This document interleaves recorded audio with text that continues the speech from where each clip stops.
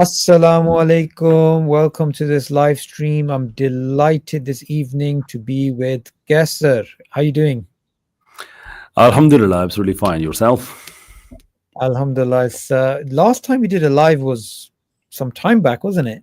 Oh, we did Yeah, the podcast. We did the podcast last year. yeah. True, true. Yeah, alhamdulillah. So what you been up to? Well, I've been doing different things here and there. Most of my time is spent on things like atheism and liberalism and the hypothesis of secularization and so forth, and obviously evolution, particularly the Darwinian rendition of it, comes very much part of that. I mean, it's officially speaking, it's not an atheistic position, but it's very difficult to see someone who is an atheist and not a Darwinist. Although there are some religious people who actually believe that as well, I must admit. But I'm talking about the general approach. So it's a very diverse bunch that keeps me busy, and I'm really happy here. Alhamdulillah. And your series on challenging the isms is Yeah. certainly something that's keeping Desi liberals awake at night, which is good. And they've made you their target. You've become, interestingly, I mean, I've been involved in dawah for many years, and I've seen the Pakistani dawah scene, but you've somehow managed to become the number one target for the liberals in a very short period of time. So you should win an award for that. Yeah, I mean, if all the abusive language and all the swear words, if they can be classed as reward, then I think I'll get them every day. So there is no shortage of that, certainly. I think Okay. one of the reason they probably spend that much of time on me is because I don't take traditional approach, which is normally talking from Quran or Sunnah or the books of Ahadith, and I don't do it as part of my strategy, but I don't do it simply because I am not certified to talk about Quran. And I mean, as a Muslim, obviously, it is part of my iman, part of my faith to know Quran and Ahadith, but I don't have a formal certification in that. So I tend to stay away from those topics. So the only territory I am left with is that of liberals and the seculars and then those people. So when they see someone like me encroaching their territory, talking about the differences between Rousseau and John Locke and how Locke's ideas are not quite implementable in this day and age, or what's the problem with Nietzsche, or how Hume tried to resolve problems but ended up, in some cases, ended up creating more problems than the solutions he proposed, and so forth. I'm not saying Hume in particular, I'm talking about the general Western philosophical tradition. And to my surprise, Sabur, I mean, I didn't think this would be the case, but it actually is, that I thought that I would be challenged on intellectual basis, that this is where you're wrong. But to my surprise, our liberals don't even know the things I'm talking about. Yeah. It's more like contempt and hate, and they've remembered a few names. So they started that, and the more they spoke, more apparent it became that there's no idea what this gentleman or this lady is talking about. So it became fun, and yeah, at the moment it's quite enjoyable, mashallah. Yeah, and it's certainly nice to have that type of interaction, because usually these discussions are not really taking place. What you're finding is a lot of people are talking to each other in the comment section, or they're just writing whatever articles against each other. But face to face, speaking to liberals at universities, speaking to liberals on the internet, dealing with particular personalities which are being propped up, right? They're Yeah. being propped up, and there's a certain agenda behind these people. It's quite interesting to do that. So we'll get into today's discussion. So we're going to be discussing the debate between Dennis Noble and Richard Dawkins. So for those of you who don't know how significant this discussion was, the debate on the gene-centric perspective, which has dominated biology for the last couple of decades, is important because neo-Darwinian explanations of evolution have been used as a justification for atheism. That's why we're talking about it. That's why the God delusion, in its central argument, it used Darwinism as a reason not to believe in God. That's why we are interested in this particular discussion.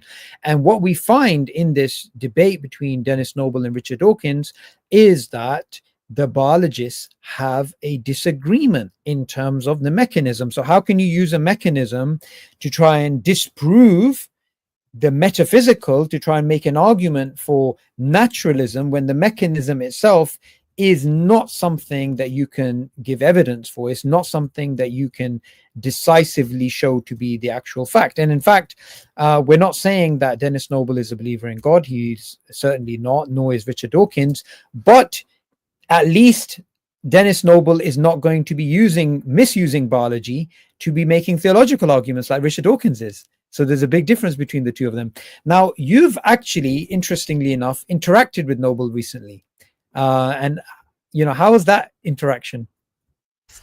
Well, it's certainly one of the best in my life. And I've been speaking to people for a very long period of time from different backgrounds. And I have spoken to so many people who actually hold the evolutionary position to be true. But what was different this time was that I didn't meet the trademark animosity and hostility that you normally see, the arrogance. Actually, Dr. Noble was such an amazing person. He not only, despite knowing that I am a God believer, or what they call the creationist, the regressive people, not only he entertained my ideas, but he was open enough to admit that, look, where we don't know, we don't know. And that was very refreshing. And it was an amazing person to talk to. Yeah. And I think what I like about Noble is he will be clear in his position. Like, for example, he believes intelligent design not to be science. He rejects creationism. He believes in methodological naturalism. This is all clear on the third way of evolution. But on the minimum, he will understand that if somebody is to believe in God or not believe in God, that's not to do with the science itself. That's a position you would arrive at in spite of the science, right? So the powerful thing about Noble is that, being a prestigious scientist, way more productive in terms of the contributions to science than people like Richard Dawkins. He's got over 600 peer-reviewed published articles, and a whole host of books that he's published on the upcoming revolution in biological discourse, in terms of the third way of evolution, in terms of the integrative approach. He still understands that actually you have your science, and then you have theology, which is separate. You have philosophy, which is separate. You don't have to use science as a baton to fight religion, to fight to fight the war for atheism. And that is significant, because a lot of people don't understand that a true scientist who is true to their tradition is not going to be misusing the mantle of science to promote scientism, to promote Darwinism from the perspective of challenging the belief in God, right? They're going to at least acknowledge that you can have somebody who's a theist and they're an evolutionist. In the same vein, in fact, that Darwin was much more open to someone being a believer in God and believing in evolution than people like Dawkins, and they definitely misrepresented them. Now, the first thing I want to do is play a clip. Sure. Oops, sorry. Is it playing? Yeah.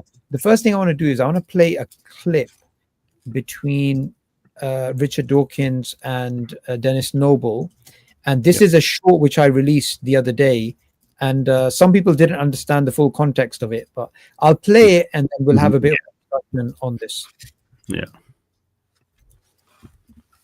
If you were to put a genome, suppose we put Dennis's genome in a petri dish. That's right. Yes. And keep it going for 10,000 years. Well, it wouldn't keep going; it would decay, as you rightly say. However, the information could be preserved on paper. You could actually write it down in a book. You could carve the A, T, C, and G codons in granite and keep it for 10,000 years, and then in 10,000 years, type it into a sequencing machine, which we already have, and it would recreate an identical twin No, of Dennis Noble. no, I don't think it would. You don't think it would? No. Why not? Well, it would. It would need one. It would need an egg cell. Oh, of course it would. No, Yeah. no. Yes. I think we need an egg cell. Okay. Okay, so let me just give a bit of context and then we'll get your thoughts on this, right? Going back to the 17th century, we have a debate between Spinoza and Descartes, and the debate is about reductionism versus holism. So Descartes believed that if you knew what was inside the sperm, you could predict the future behavior form of the organism, right? Spinoza didn't have that reductive approach. He had a holistic way of understanding beings. Now, later on, centuries later, we had, a modern version of the reductive Descartes perspective, the central dogma. So as soon as you have the DNA, as Dawkins said, you take it, you put it on a piece of granite, you leave it for 10,000 years, you put it in a sequencing machine, you can recreate a human, one-way transmission of information.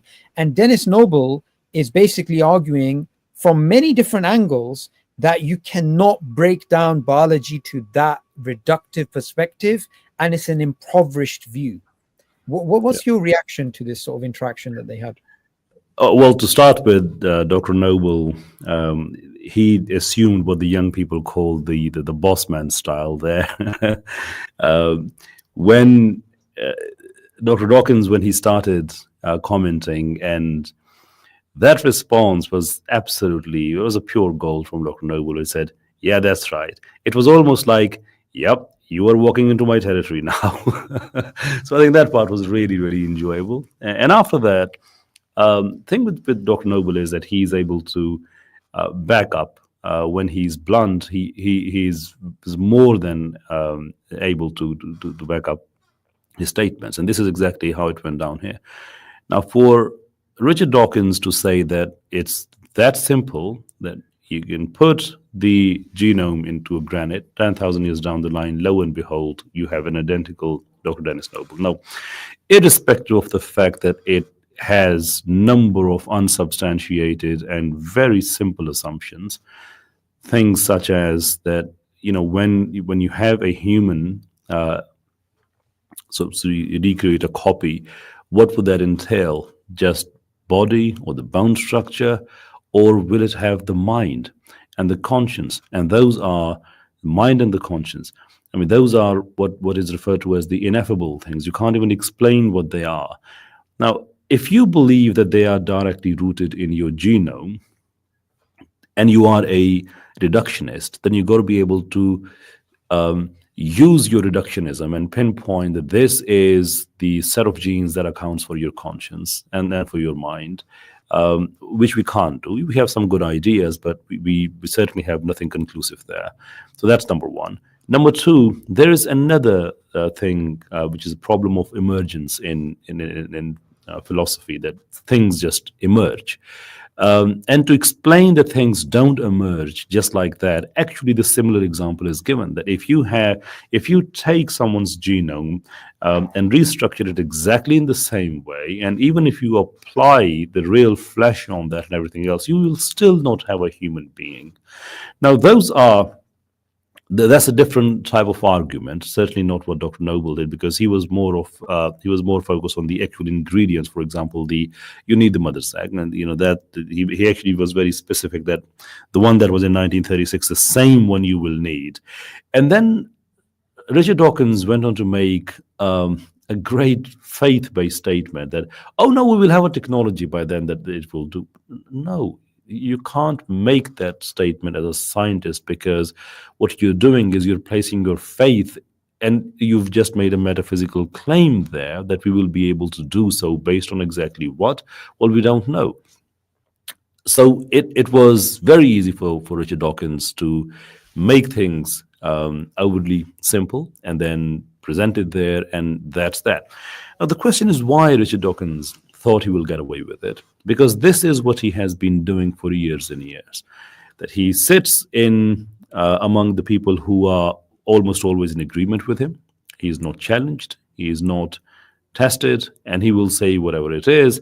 And that's typical problem and very consistent with the usual Darwinian ideas that if something sounds too complex, just make it simple. Make it as simple as, oh, natural selection is responsible for that, or oh, this is just from DNA to RNA, ribosome, proteins, new animal, whatever. That's that. And it's the same consistent behavior. But you can't do that in front of someone like Dennis Noble, because he knows his science. He doesn't take his science as a religion where you have certain ontological beliefs and all the other adherents to that belief will take it just on the face value of it. No, you will be challenged. And when he was, there wasn't much from him. And that actually is been very true for the rest of the debate as well. There's no new study quoted by Richard Dawkins. There is no new insight given. It was almost like the same thing that have been regurgitated for, 15, 20 years. And the same thing here again, whereas Dennis Noble, he was fresh with ideas, new studies that were as recent as 2016 to 2018 and onwards, and he was happy to give his email address to people that email me and I'll give you all the data and everything else. That's a much more equipped and much more profound person there. Absolutely. And I like that you reminded the viewers the fact that the egg that would be needed is the egg from his mother from 1936, because that point is more profound than it initially sounds. Let's break it down. The genome, we are told, is a blueprint, right? Now, a blueprint or a code for life would need to have the entire set of information required to make an organism. Now, Dennis Noble gives the example that a code has a conditional logic. So it has the if, then, and. Sure. So all of those logical constructs that you need in order for a code to be functional. If, then, therefore, that. Now, the conditional logic of life is not found in the genome. It's actually found in the membrane. And the lipids that make up the membrane are not coded for. So you have to inherit that. Now, it gets worse, because one of the things that Noble mentioned in the actual discussion, and something which Richard Dawkins in his latest book, which was released 2 months ago, still didn't address, although he mentioned that he's going to be challenging Noble in that book, is that we have the ability of the organism to go and change the genome, edit the genome. And we have this not only from the perspective of expression, but also from the perspective that the outside environment can communicate to the genome via tubulins, right? Now, what happens is, and he gives the example of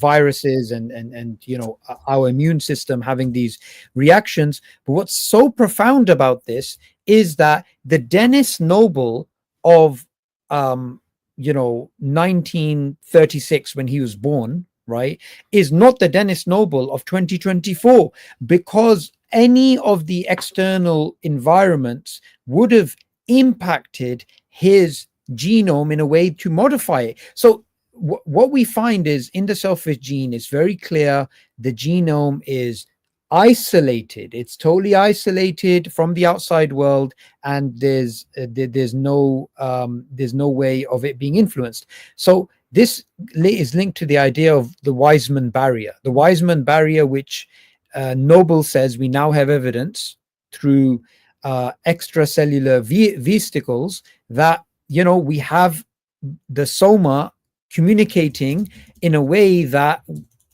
does actually get inherited. It does actually get to the germline. So all of this stuff is absolutely clear. Now, there's another part of the debate I wanted you to give your reaction to.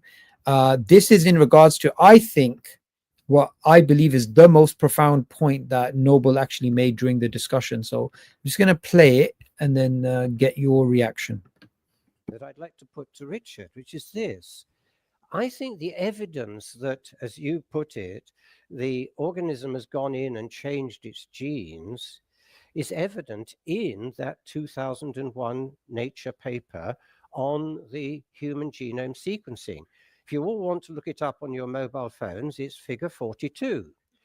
And what figure 42 shows is very interesting indeed. They looked at the sequences for two major groups of proteins, the chromatins and transcription factors. And what they found was astonishing. When you look at the domains, obviously you can look at it either as a genome sequence or as protein domains that are coded for by those genome sequences. What you find is that whole domains have been pulled apart and put back together.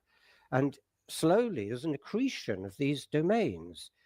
Now, I think you, Richard, did the best calculation on this many years ago. I think it was in Was the Watchmaker Blind?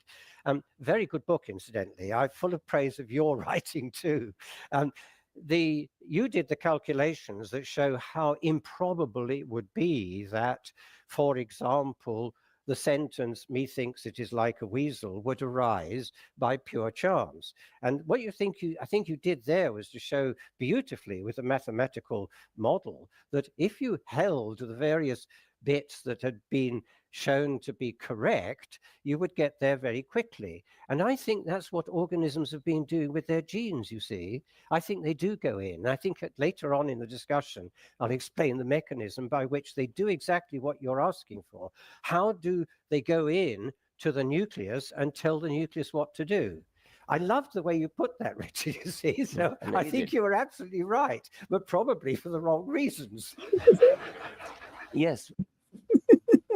So just for a bit of context, what we find in terms of what Noble is saying here is Dawkins is right in terms of we don't have enough time for random mutations to just be accumulated and then you get the super complexity.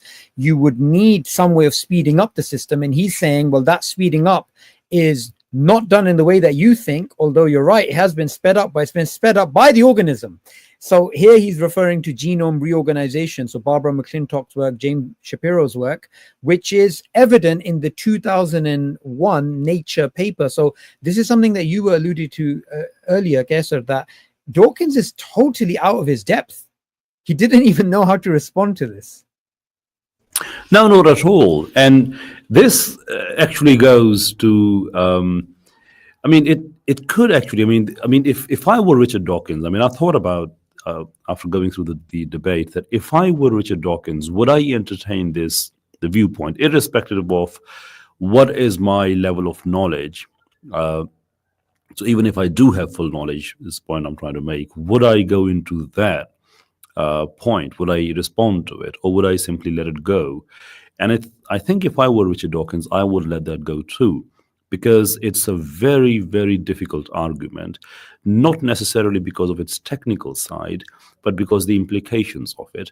Because when we say that the genes are the fundamental drivers, you don't need to explain anything apart from that, because you've just made pretty much an ontological claim there, and the people who believe in Darwinian evolution, they will take it as it is, and that's that. But when you reverse the order and you say that now it is the organism itself that is causing the genetic behavior to change, or mutations, or anything like that of the sort, that implies agency. Now, I say that implies agency so far as Richard, Dr. Noble is concerned. He is very clear on this. This is agency. And the reason Richard Dawkins would not entertain that idea is because the moment you go into the agency side, that could potentially open up some very, very difficult doors. And you can't shut those doors with science. You have to go into theology, maybe philosophy. In fact, during my conversation with Dr. Noble, I made a case. I said, look, we make a philosophical case for creator, not theologically, but philosophically. And it goes something like this, that when these biological entities, the organisms, they are part of things, and there are just two types of things. They are either necessary or they are contingent. Now we know that these biological entities, these organisms, they exist, but they don't necessarily exist because it's perfectly possible that they didn't. If they do exist and they are not in necessary existence, then the only thing which is left is that they are contingent. And if they are contingent, then that means we have to find the explanation of their existence and their purpose elsewhere. And we keep on doing that until we get to the first cause. So that makes perfect sense. So apply that to this conversation. When we say that the organism has an agency and it could cause the change into the genetic structure, the question is, what is the origin of that agency? And all of a sudden, biology, particularly the evolutionary biology, it just stops there because there is nothing in the genes that can actually give rise to that agency. Now, your main position should be, well, I deny that. But then you can't deny that for the exact reasons that Dr. Noble mentioned. So what is the best option you are left with? Don't entertain it. Just don't go into it because it is a very, very difficult area and you can't win that argument, which is sad because as a scientist, your job is not to win arguments. Your job is to present arguments. And if the other person's argument is better than that of yours, well, accept it. But unfortunately, what is very consistent among all Darwinists is that they're arrogant to knowledge, they're arrogant to science, they have very particular set of view, and it doesn't matter whether it's supported by science or not. It has to be accepted exactly as it is, and that's what we saw there in action. So far as the arguments of Dr. Noble are concerned, absolutely brilliant. You can't argue with those. The only way you can argue with them is by presenting another research paper, which throughout Dr. Dawkins took an exception to, didn't respond much at all. So I think it was sad to see, but in many ways, one would argue that it was very much expected to see as well. Absolutely. And I love how you put that, because this argument that you made using biological design and linking it to contingency is something that has absolutely nothing to do with the universal common ancestry, absolutely nothing to do with the mechanism. It's irrelevant of the science. It's a metaphysical point. And I think that the reason why neo-Darwinists rather, have been apprehensive of Noble's work is because of the theistic implications. Not that it necessarily leads to that, but that it can be used in the same way the Big Bang could have been used, and it had the pushback from the communists. Now, I wanted to play another clip. This isn't actually the debate. This is just simply because you made a point which was quite profound, and it reminded me of another clip, which I don't think you've seen this, because this is a very short clip somewhere on the internet I found of Dennis Noble being asked about the pushback that he's been getting from the Darwinists and the sort of problems he's been facing in academia. So, you think that some of the resistance you face from the kind of fear of religion that you're? Yeah. So, you think that some of the resistance you've faced from the reductionists has been a kind of fear of religion, that you're worried you're going to sneak God back in? Not only that, I found in the Novartis Foundation Symposium, organized by one of the great reductionists at University College London, about 1997, that's Lewis Wolpert. I was one of the few to argue against the reductionist case, and I expected 2 or 3 others to help me. One did, another didn't. And he came up to me in the coffee break and said, Dennis, I would support you if I didn't think that brings God back in. That's so weird. And I looked at him and I could not begin to understand what he was saying, though I do now understand the fear. Of course, in the neo-Darwinist context, is the fear of all those creationists. I know that somehow or another, if you let this structure collapse, and I think it is collapsing, incidentally, it's a house of cards built on some very bad concepts and some very poor science. Poor because of the insistence that it's the only truth.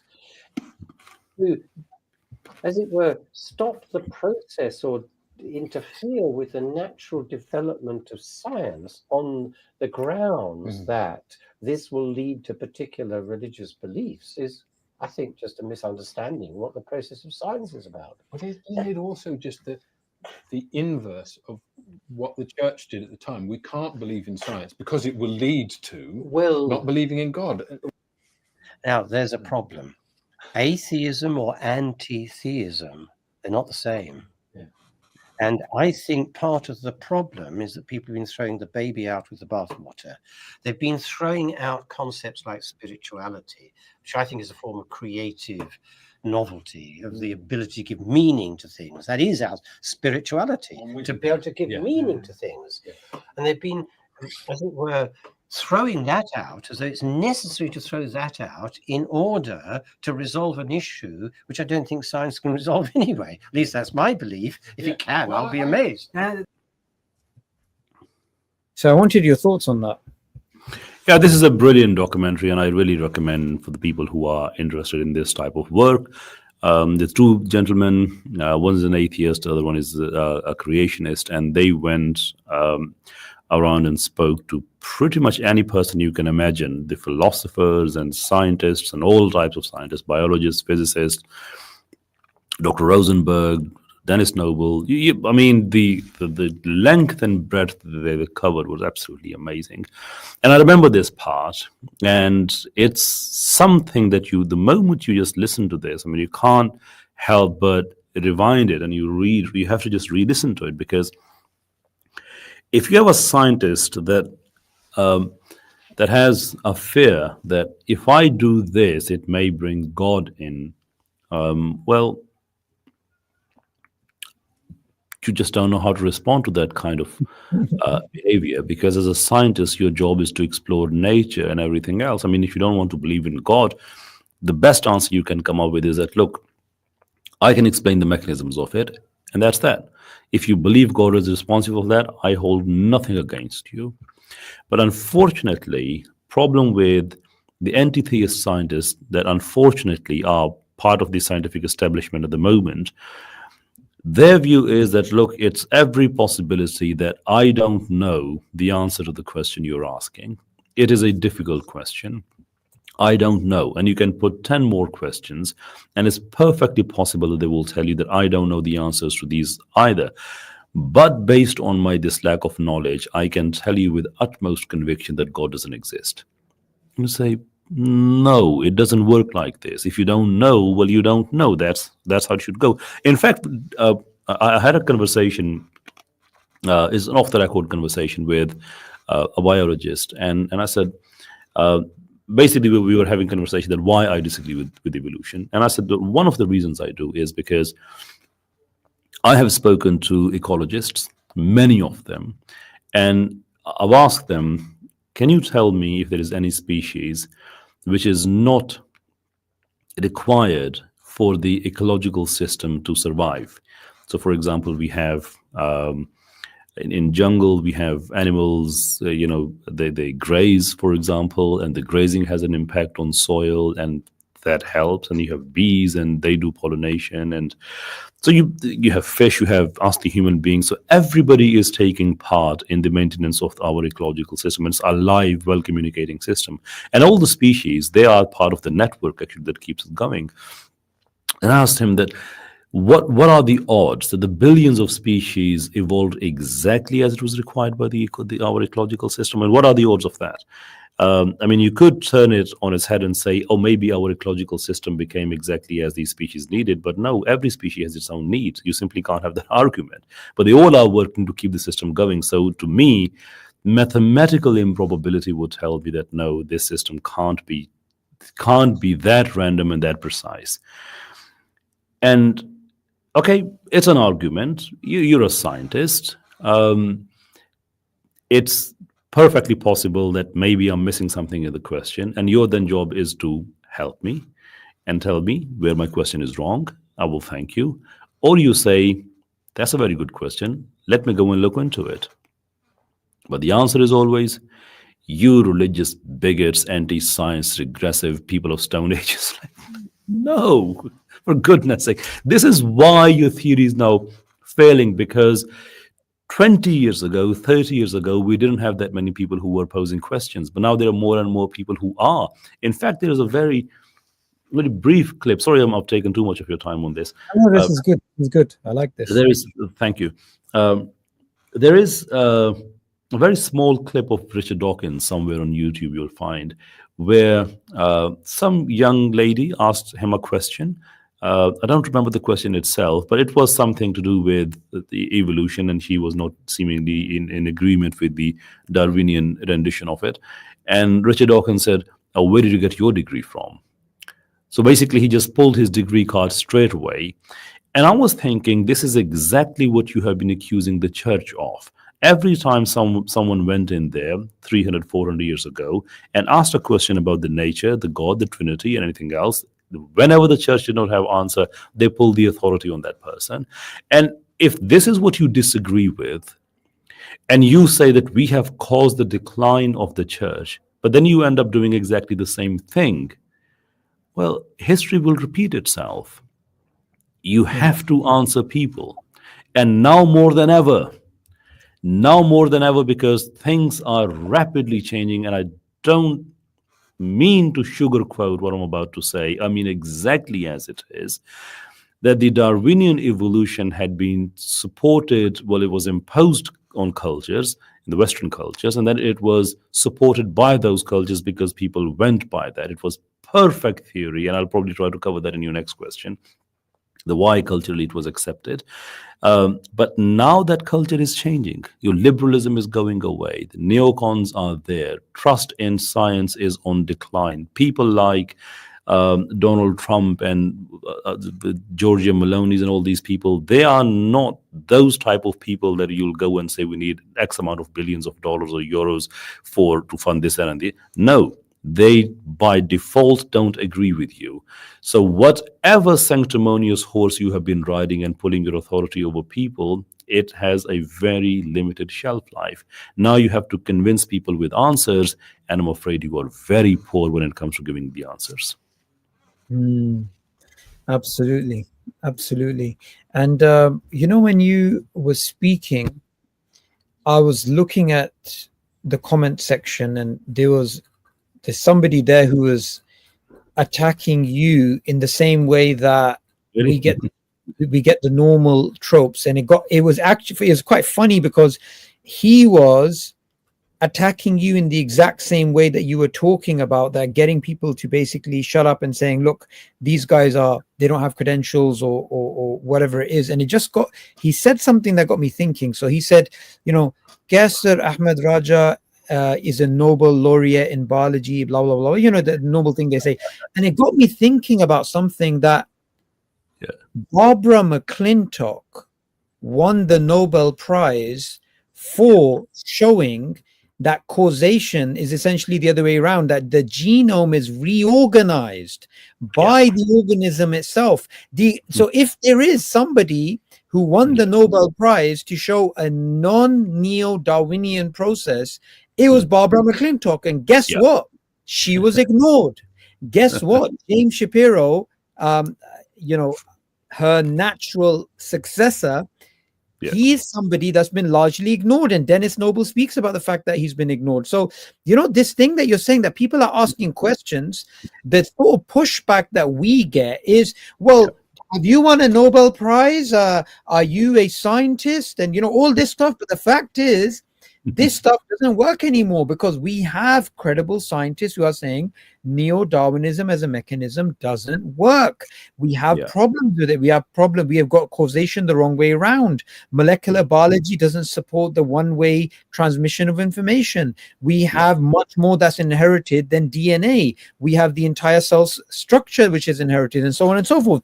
But the problem is, the exact point that you were making at the exact time you were making it, we had somebody in the comment section doing the exact thing that you predicted, which is telling people very simplistic notions and essentially wanting them to shut up. But it's not happening, because, like you said, people are asking questions, they're debating, and it is a house of cards, as Dennis Noble put it. It is actually a house of cards. Now, there's another point of the debate I wanted you to react to, and this goes back to causation. right? And this is a very important part of the debate in which they're speaking about causation in relation to the genome. How do we ever recognize a cause? Well, I think the answer is this. We do an experiment. We manipulate. You cannot show that something's a cause unless you manipulate. And it's a very trivial example. Suppose you have a hypothesis that a cock crows every time a church clock tolls. So you observe a correlation that the clock tolls and the cock crows. Now, is it causal? The only way to be sure is to do an experiment. Climb up into the clock tower and change the clock or manipulate the clock. Ideally, make the clock toll at random. And then, if the cock crows, then you've shown a causal link. In the case of genes, we know that if you mutate a gene, then it will change the phenotype. More importantly, for an evolutionist, that change will go on to the next generation and the next and the next and the next and potentially forever. Whereas if you change anything else, no matter how important it may be causally in the embryology of the animal, if you break a leg, circumcise a penis, do anything else, it will not be transmitted into future generations. And that's the crucial difference. Genes are causal in the sense that a change in a gene, a mutation, has a statistical consequence in an indefinite number of future generations. Now, the reason that matters is that natural selection chooses between alternatives, and the choice between alternatives only matters if it is potentially immortal, or at least if it goes on for a very large number of generations. The neo-Darwinian theory, which Dennis has a lot of criticism of in his book, is a theory of differential survival of genes in gene pools, and that only matters if the genes are potentially able to survive in the gene pool for a very long time. The ones that do survive are the ones that have a beneficial causal influence on everybody in which they find themselves. Successive generations, the genes find themselves in bodies again and again. The ones that survive over many generations will be the ones that have a causal influence on a long succession of bodies. And now I'll shut up. Amazing. Dennis, Yes, well, I love that introduction, Richard, because 30 years ago I did precisely that experiment. Let's go through it carefully because I think the experiment is important. This was work done with my colleague from Italy, Dario Di Francesco. And what we discovered in that work about 30 years ago was that a particular protein, and therefore the gene, it's an HCN protein, so it's an HCN gene, that was responsible for the great majority of the cardiac rhythm, actually can be knocked out or the protein blocked and hardly any change in rhythm. Now, I'll tell you something else that I think is very important to this debate. That's what the great majority of genome sequencing and genome association studies have shown. The association levels between the cockcrow and the bell, or whatever it was, I've forgotten now, the association levels are actually generally, with a few outlier genes that are very clearly terribly important to the organism, they can be overridden by the rest of the organism, you see. And that's exactly what was happening in our cardiac pacemaker work. What we showed, you see, the rhythm goes like that. That's what's happening in your heart now. And it goes with a particular frequency. Let's give it 80 beats per minute. You block this particular component, which we know as a matter of physiology contributes 80% of the rhythm generating electric current. And you knock it out, there's hardly any change in frequency. Now, I think what is happening is that organisms are terribly robust. They know how to manage with whatever genes they happen to have. So what I think is happening there is simply that another network is operating. We actually have identified that network too. So we've done all of those experiments already. And I think the genome-wide association study people have done this endlessly during the period in which, for what is it now, about 20 years of genome sequencing. And what we find is that the actual association levels are quite low. It gets into a very deep answer in terms of the response that he gives to Dawkins. But what I wanted to highlight here is that, firstly, we're having a discussion about causation, and the latest evidence is not being brought up from the perspective that Dennis Noble's not referring to something that was published last year that Dawkins doesn't know about. He's referring to studies which are as old as 20 years ago. And he's referring to studies which actually have been widely cited in many different journals because they've been used as cases for other studies. So we're talking about mainstream stuff. We're talking about well-known stuff. And Dawkins is completely out of date. He has no idea about this stuff. And this is one of the most shocking things I found about this, because when it comes to the Human Genome Project and the association levels, you don't even have to be that up to date to understand that causation is not as clear as the neo-Darwinists assumed it to be. And on top of that, the robustness of the organism is something which Dennis Noble is not just referring to some other people who've studied this and published. He's referring to studies that he himself did with his students. So this was really a masterclass in terms of how you respond to a particular argument. Well, this basically was how is it put? Trying to sell sand to an Arab. I mean, he was pretty much talking about his experiment. Well, not obviously his experiment, but the area that was covered in its experiment in front of him, and had no idea where to go with it. I didn't really even offer a retort of that in a meaningful way. And what Dr. Noble is saying that, look, causation itself, we can't deny that. The most important question that has to be there is what causes what. I mean, if the genes, they are the chief cause of all the changes out there, which is the neo-Darwinian position, then we have some serious problems out there of communication. For example, I mean, if we try to understand it from a different viewpoint, for example, a study conducted in 2022 in Max Planck's Institute for Developmental Biology in Germany. It was very famous. It was published originally published in Nature, but then it was reported the actual commentary on that in various different places. The Thale Cress. I mean, how it's a very common sort of a road plant that you see here and there, but what the study suggested that the required mutation on the particular parts of the plant was exactly how it was required. Required by who is the question? Because if it were only up to the genes, then how would genes know where the mutation is required? By what form of what mechanism of communication must there be for genes to know that? And the answer is nothing. But if the plant knows that this is where we need more mutation and more whatever type of proteins, then that makes more sense, because it is doing exactly what we see happening elsewhere.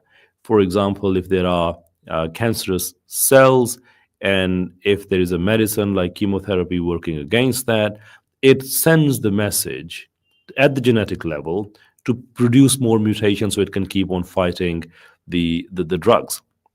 And the plant did the same thing. I need more mutation here, I need more proteins here. And you don't need to go beyond that, because it's very, very clear. So far as the science is concerned, it's very clear that it is the plant, it is the organism which is causing the change into the genes, and that information is easy to understand. Again, we are talking about the scientific part of it. We are not talking about the implications of it, or the creationism, or how the plant does know, and so forth. And we are not going into that. We are going into the where is the agency. Plant having the agency is far more plausible because we can see that in action. But genes having the agency, which they don't, by the way, as Dennis Noble normally puts it, that the chemicals do what chemicals do. They bond. I mean, what else do you expect? That they can't. It's a very much sort of a methodical approach every time when you talk about the genes. So they can't have the agency. Well, if they can't have the agency, they can't predict what sort of change is required unless that change is given to them. Now, problem here for Richard Dawkins is that, and this is a sort of a catch-22 situation, that if the central dogma of biology is taken into account here and say, well, that explains everything. So what we then know is that you have DNA that gives information to the RNA, and then from there it goes into the ribosomes, and from there we get the proteins because the codes are already, or the instruction is already given by the DNA. Question again, how does DNA know what protein is needed, and to be able to produce that protein, what sort of codes are required, what instructions are required? And then RNA taking it and executing it. How does the RNA know that this is the right code? Because there's a lot of editing that happens in between as well. So again, it comes back to the agency. And one thing that we know for sure is that the genes certainly don't have any agency. So again, this is a very valid point made by Dr. Noble, and he was, as always, brilliant because he supported it with published scientific literature. And Richard Dawkins, I'm afraid it's same old Richard Dawkins. Now, lastly, something very important, away from biology, even if you look at the debate from the psychological viewpoint, your body language gives away a lot, your comfort level. You know, when people say he was on the edge, what is on the edge of what? So in this context, is the edge of the chair. I mean, if you go back, you will see Richard Dawkins leaning into him, very aggressive face, was trying to put up some kind of resistance with aggression, and was literally on the edge of the chair because he knew that he was out of his depths. On the other hand, if you look at Dr. Noble, he was much more calmer. His voice didn't raise. He was, leaning against the back of the chair. And again, if someone doesn't understand biology, just look at it from the psychological viewpoint, you will know there is only one winner there. Yeah, and I often say this, I mean, what the body, like you said, gives away what's happening psychologically, but also if you were to watch this debate by muting it and just watching the body language, you could tell what's going on. I wanted to get your thoughts on something related to this, which Dennis Noble said after the debate in a interview that he did. So I'm just going to play that clip. Yeah. It's about the time that you were speaking with Richard. Yes. Well, what is it that I can say here?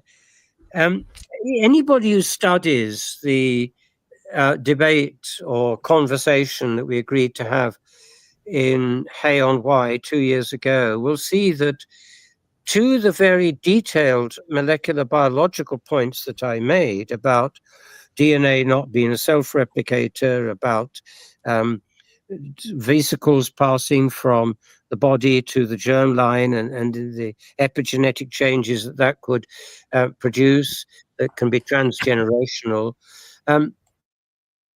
I think the feeling I had about that debate was that he's an extremely good debater.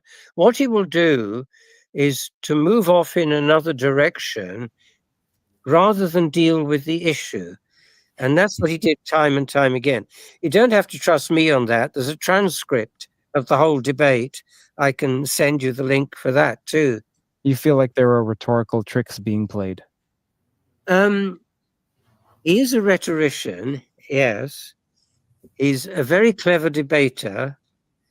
I think he doesn't know the detailed molecular biology that I was referring to.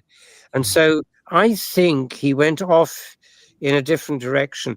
Let me give just one example of that. Please, yes. I pointed out that his test for whether a gene was causal or not was to measure its association with whatever it is thought to be the causal. So if you think you've got a gene which produces cancer, you ask how well strongly associated is that gene with cancer?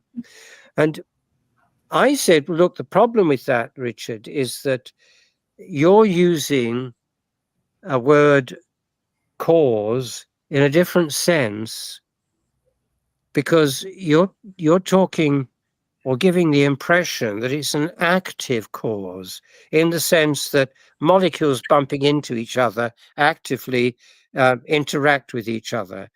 There are many other forms of cause. DNA is not an active cause, was my point. And the reason is that it isn't like proteins. Proteins are active causes. They actually do things. They are enzymes. They make reactions occur that would otherwise not occur. DNA does none of that. It's simply a form. It is a pattern, if you like, which gets used by the protein-making machinery of the body to create a protein. It doesn't actually itself actively do that. It's the ribosome in the cell, together with all the various processes there that enable proteins to be made, that interprets that form. Now, many years ago, over 2,000 years ago, one of the earliest Greek philosophers, Aristotle, made this point. There are fundamental differences between causation by shape, causation by form, causation by physical interaction, and causation by final cause. Those are at least 4 forms of causation. They're all fundamentally different. Now, I don't know why, but he didn't seem to see that, where he just simply said, well, but Dennis, they are active causes. But I'd already made the point that a form is not a cause in the same sense that molecules bumping into each other. There are different forms of causation. We come back now, of course, to boundary conditions and differential equations. The differential equations are like the mechanics. The boundary conditions are like the form. And Aristotle would have agreed with that immediately. I don't know why, but he doesn't seem to see this distinction. But I'd welcome the opportunity to take it all up again with him. Yes, and I may be coming to the UK at some point in the next couple months, so it may even be possible to arrange this in person. Indeed. We'll talk about that off air. So now, before we end, the last couple questions are just on purpose. What is a formal definition of purpose that is amenable to scientific investigation? Purpose 1, not intentional purpose.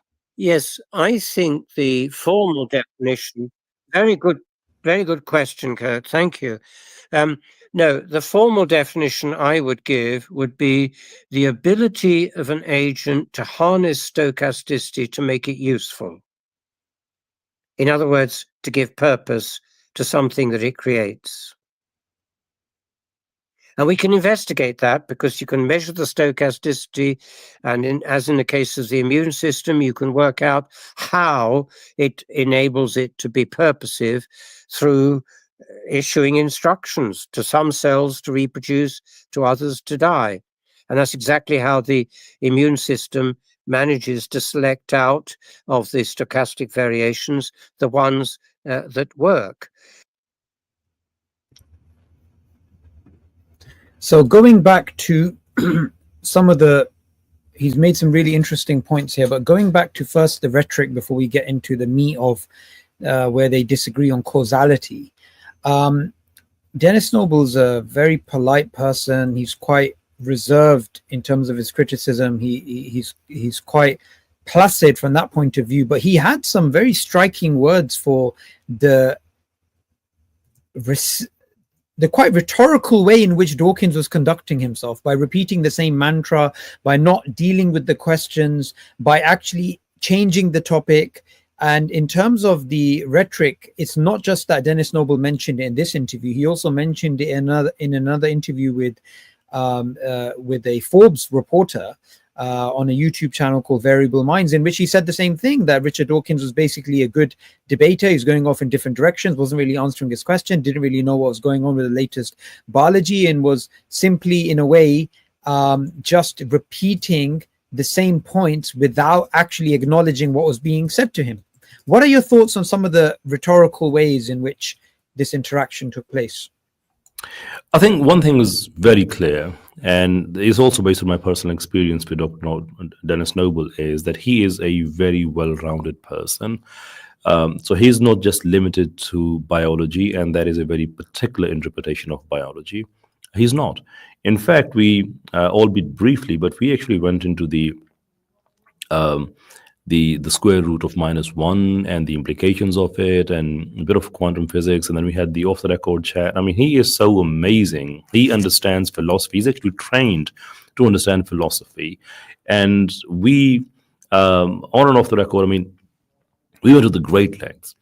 And when he talks about biology, he actually leverages and draws upon that vast area of knowledge, or the areas, I should say.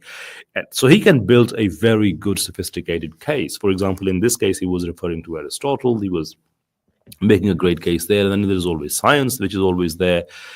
Problem with Richard Dawkins is that he is excellent when it comes to his rhetoric, but it has to have a very particular going. If the going is not favorable, he does struggle, and it's not the first time we've seen. I mean, obviously he is now much more older than before, so obviously he didn't start shouting or screaming in this debate.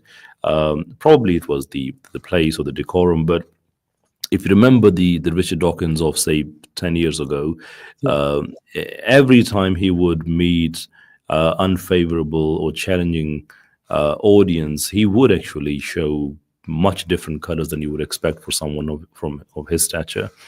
And here it was same thing, and that's why he was so much on the edge. And Dr. Noble is absolutely right. Richard Dawkins doesn't understand that, and there are no two ways of arguing. The people who've been reading his books, there's probably something to do with the cultural following that he has, that he gets away with so many things. For example, if you look at God Delusion, it's a horrible book. Forget whether you agree with the conclusions or not. From the writing perspective I'm talking about, the arguments building perspective I'm talking about, it's, I mean, I sometimes I struggle. I mean, which would be the worst book? Would it be Harari's Sapiens, or whether it would be Dawkins' God Delusion? I mean, unbelievably bad written book, but it was a super hit book. Now, other books are much more sophisticated. For example, The Selfish Gene itself is a well-argued book. It actually is. Maybe it was the time of 1970s. I mean, again, you can disagree with the conclusions, but it's a very well-argued book. Maybe it was something to do with that attitude that I use science to promote atheism and to become an anti-theist person, and I get to use abusive language, and I abuse science within that, and I mix metaphysics with science, and I get appreciated, and I make a lot of money. So maybe that was something that ushered him into a new mindset. And now this is unfortunately what we have. It's a very limited, very narrow view of biology, which is frankly stuck somewhere between 1940 and 1960. It didn't evolve from there. It's still there. And this is what is going to happen when you are facing someone like Dennis Noble. It's not an easy thing. I mean, you talk to Dennis Noble and you know that, as young people say, this is the real deal.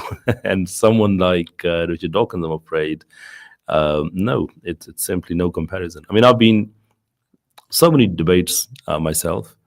I viewed many professional debates. Obviously, I listened to other professional debaters to be able to learn from them, being able to critique and see where the fallacies are used and how the debate was conducted. And based on my experience, I can very comfortably say that this was not a very good debate. It wasn't. It was actually quite unfair to Dr. Noble. Yeah. When you have somebody who has a lot of knowledge versus somebody who has a lot of rhetoric, then what you find is that the rhetoric wins every day of the week. And when you look through the comments, you find things like, yeah, they're both making good points, and it was quite actually no, if you know the biology, you'd be thinking, well, Dawkins was not responding, he was not acknowledging the points that were being made, he wasn't budging from his position, he wasn't even articulating. I mean, take a very simple point, and we're going to be playing that clip next on Dawkins' entire selfish gene perspective is based upon the distinction between the genome and the phenotype, right? Yeah. And Dennis Noble made a very good argument using the proofreading system why you cannot make a neat separation between the vehicle and the replicator. And Dawkins just ignored it. And just carried on like nothing. So we're going to play that part next. Just now. Issue then, if I may, Richard, yes, because you see, what it would need to be is a good self-replicator. And you won't be surprised that I disagree with you on self-replication, because I think that's a central feature. Because I think without the self-replicator, I'm not quite sure that I understand what the selfish gene idea really means. Now, let me just explain briefly why it can't be a self-replicator.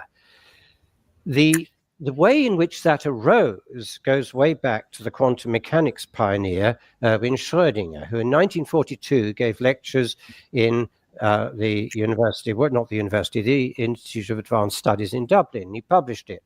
And what he said in that book was very insightful.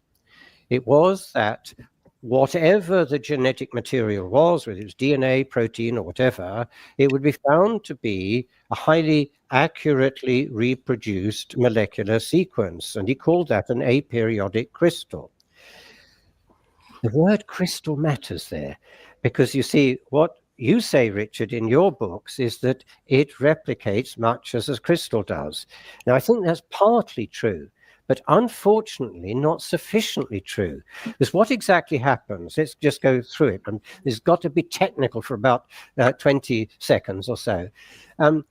What actually happens is, as we all know, the double helix discovered by Watson and Crick, and Rosalind Franklin, you remember those images that were produced by, I see all the women and a few men clapping. Yes. Anyway, what Rosalind was working on, very interesting fact, was not a crystal. Her work in that critical working out of the double helix was actually on the flexible thread that actually is the DNA in a cell. You can crystallize DNA.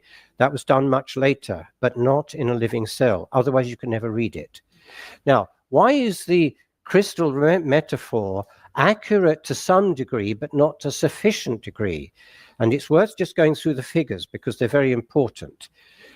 What happens as the double helix unwinds is a C finds its mate because it naturally likes the other one that it likes to come in and link to it.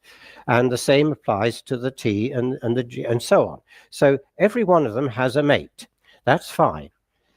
Now, that is a pure chemistry thing. And you could say that's almost like a crystal forming itself, because what crystals do is that the other molecules that are in solution like to, in a lock and key fashion, go into the crystal. That's all fine. So in the same kind of way, and I think this is the reason why people like Richard say it is a self-replicator and rely on the molecular biology to say that, they're quite right up to a point. Now the question is, up to what point? In all chemical reactions, there's an energy of formation and breakage. And from that, you know how frequently it will go wrong. It's about, in the case of the nucleotides, it's about 1 in 10,000 nucleotides. Now, you might think that's fine. If you wrote a scientific article of 10,000 words and you had only one word as a typo, you would be very pleased. But the trouble is that suffices for small viruses like coronavirus, because a mutation rate of 1 in 10,000 each time it's copied would be acceptable if you've only got, say, 10 or 20 or 30,000 as a genome length. We have got 3 billion, and the difference is around 1 million-fold. Now, how accurate is DNA replication? Obviously, that first stage, which is crystal-like, and I accept the metaphor there, is accurate up to about 1 in 10 to the 4. What is the accuracy when the cell actually divides and provides 2 new cells? It's 1 in 10 to the 10. Hardly a single, that's rather like a proofreader of 10,000 books, going through 10,000 books and making sure there's not a single error in the whole 10,000 books. How is that achieved? It's utterly amazing. It's achieved by the living cell.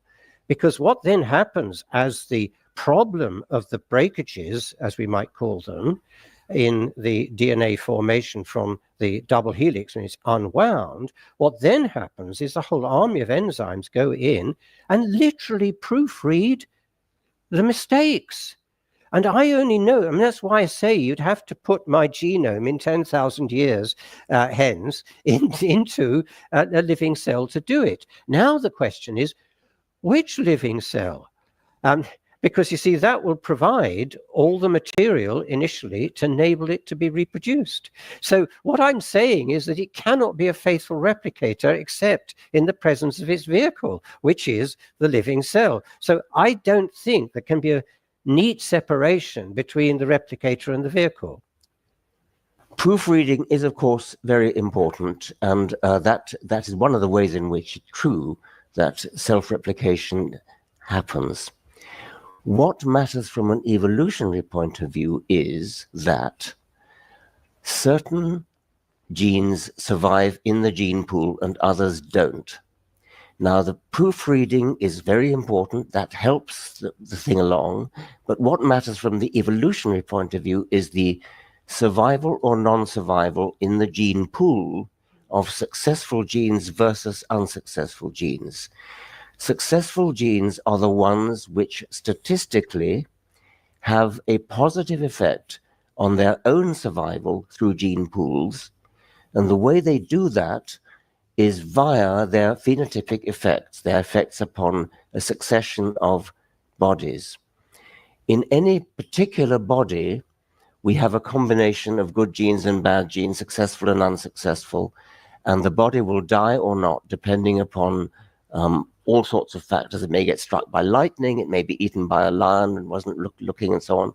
But on average, if a gene is successful, what that means is that it has a beneficial effect upon a large number of bodies in which it finds itself. Very often it will find itself in the company of bad genes, and then it'll die anyway.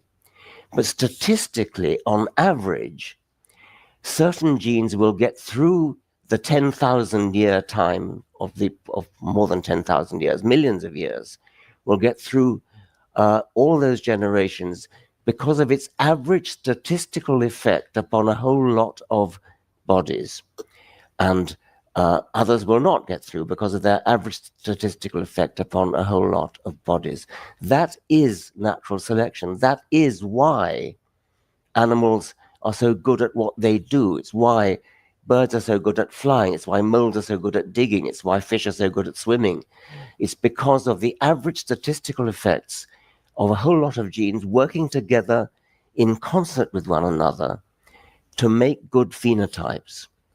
And so all the complications of what's going on inside the body in embryology, all the proofreading, all the interactions, all the things that Dennis describes so wonderfully in his book, are completely irrelevant if what you care about is the survival over many generations of certain genes rather than other genes. Yes, I fully understand what you're saying, Richard, but I don't think you really answered my point, because you see, I was saying that none of that would happen without the cooperation at the least, and I would say the very active cooperation of the living cell, because as I said, it's only a living cell that can reproduce accurately. Yes. Now, I think what we need to do here is to get another element into this. Now, before we get into another element that he's talking about, I want to just highlight a few things and then get your thoughts on this, Qaiser. The first point is Noble has made a very clear-cut argument for why you cannot make a clear-cut distinction between the genotype and the phenotype, because the proofreading system shows there's no such thing as self-replication. Replication depends upon the cell. In response to a very detailed argument for why the concept of a self-replicating gene does not make sense, the very first thing Richard Dawkins says is, well, proofreading is very important for self-replication. Well, that was the whole point. Proofreading proves there is no self-replication. The genes do not self-replicate. That was the whole argument. So then what happens is Dawkins repeats the same point, almost like a filler, about natural selection selects genes which are good, and those genes survive in a gene pool, and that's how you get differential reproduction, and therefore that's how natural selection works in the genetic level. He repeats himself a couple of times, and then Noble very politely said, I understand what you're saying, but you didn't answer my question. In other words, you are waffling.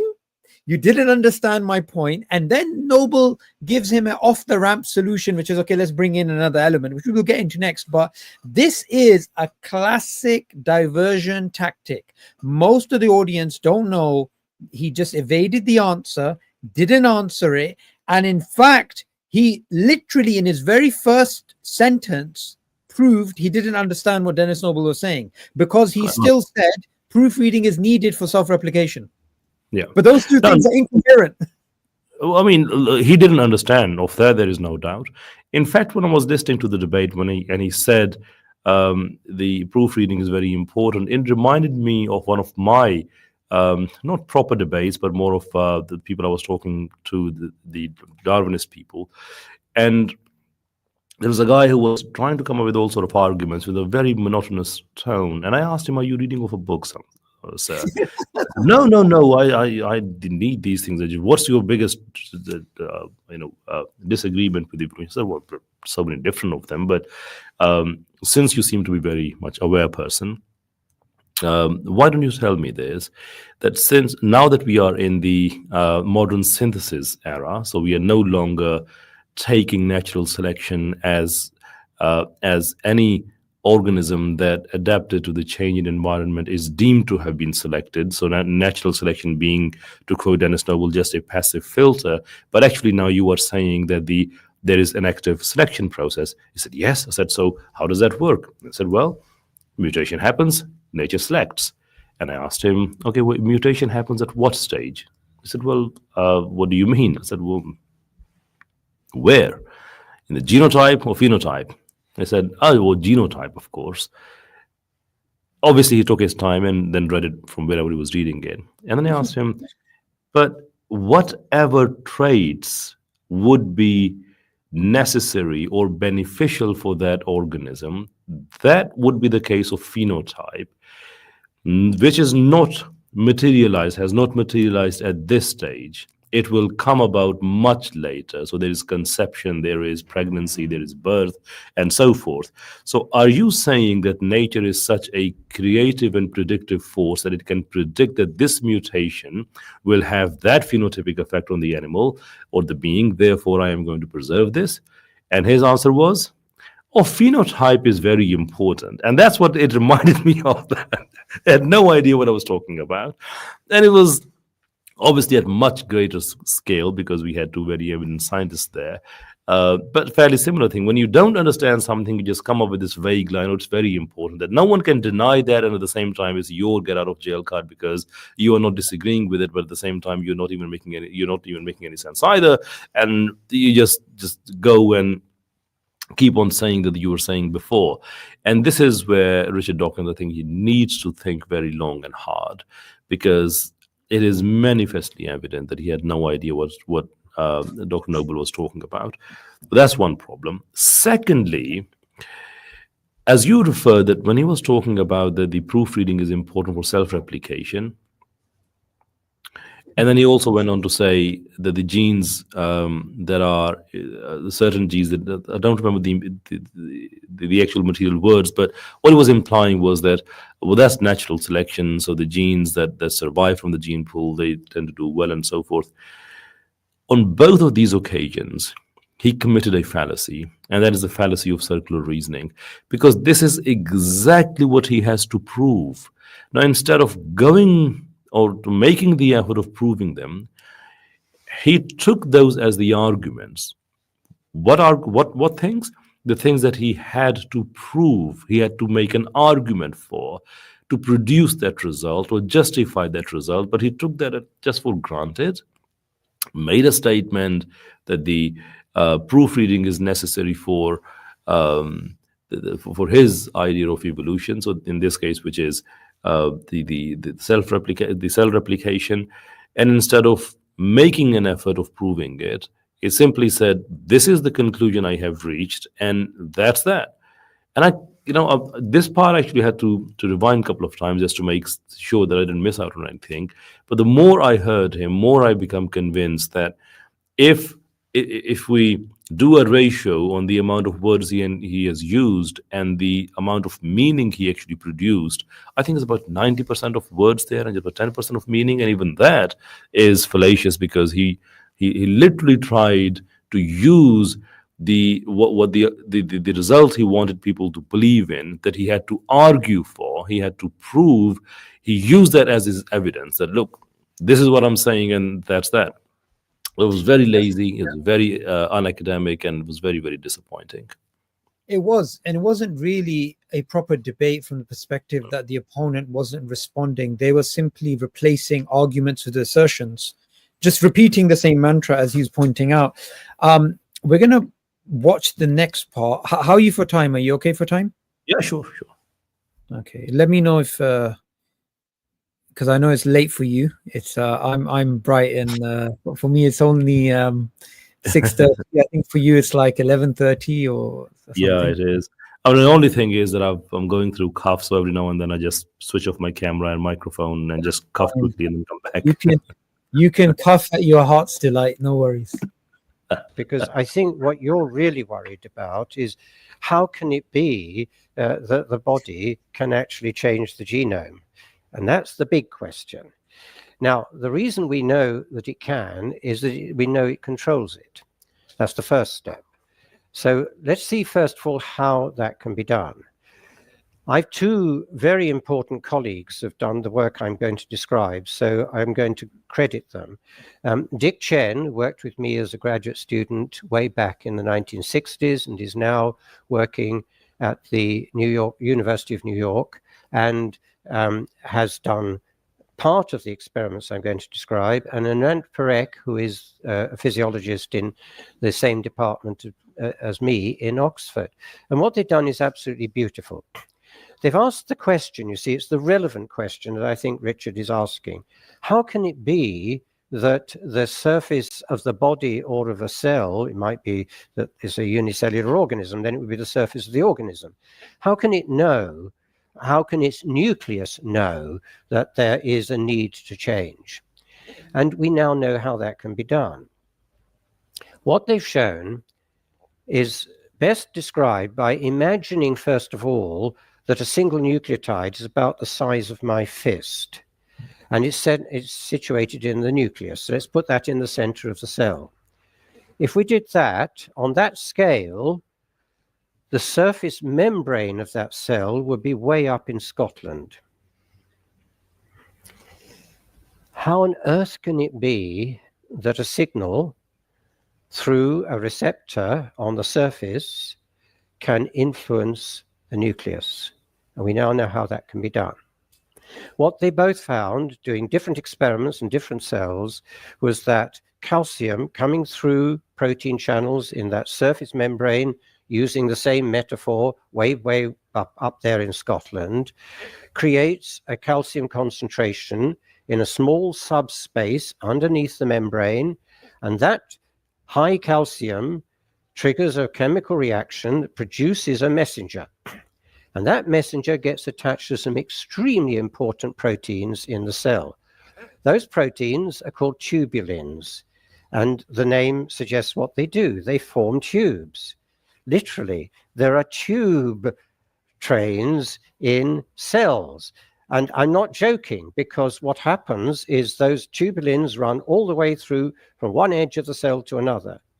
They have little motors on them, little molecular motors, and they can attach a messenger molecule to the motor. And what then happens is phenomenal. They literally walk along the tubulin. It takes just a few seconds to go from that surface, imagine on this scale, way up there in Scotland, to the nucleus. What does it do? In those experiments, it changes the gene expression levels in the relevant genes that matter for that particular function. Now, the only thing that's missing here, and I'm sure Richard will pick this up very quickly, so I'll say it myself, is that those are very recent experiments done 2016 and more recently 2018, I think it was.